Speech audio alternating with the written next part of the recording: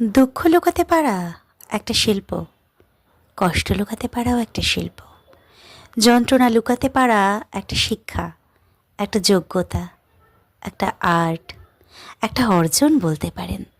সফলতার জন্য সাহস লাগে, শ্রম লাগে, ধৈর্য লাগে, তার চেয়েও অনেক বেশি সাহস আর শক্তি লাগে ব্যর্থতা যন্ত্রণা লুকাতে, সেটা হজম করতে। It is easier to find men who will volunteer to die than to find those who are willing to endure pain with patience.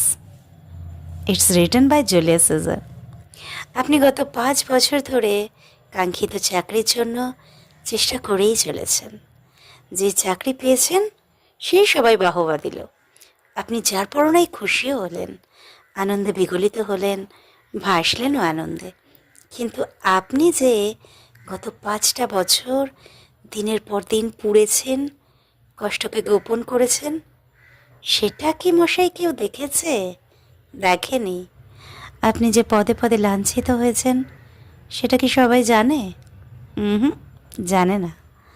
এই যে লাঞ্ছনাকে পুষতে পেরেছেন, ক্লান্তিকে গিলে মুখে হাসি রেখেছেন, সেটাই তো একটা সংগ্রাম, সেটাই একটা যোগ্যতা। সেই যোগ্যতাই আপনাকে সাফল্যের দিকে ধাবিত করেছে।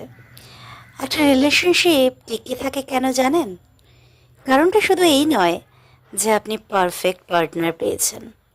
কারণ রিলেশনশিপের যে প্যারাগুলো রয়েছে, যেগুলো হজম করতে পেরেছেন বা পারছেন, যখন থেকে সেই পেইনগুলো হজম করতে পারবেন না, তখনই রিলেশনশিপ ক্রমশ ফেড হয়ে যাবে।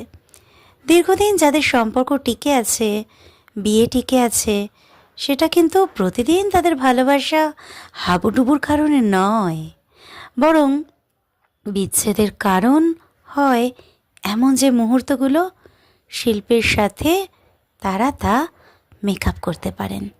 তাই জন্য সেটাকেই আমরা বলি স্যাক্রিফাইস, আন্ডারস্ট্যান্ডিং, মিউচুয়াল কমিটমেন্ট আর কি।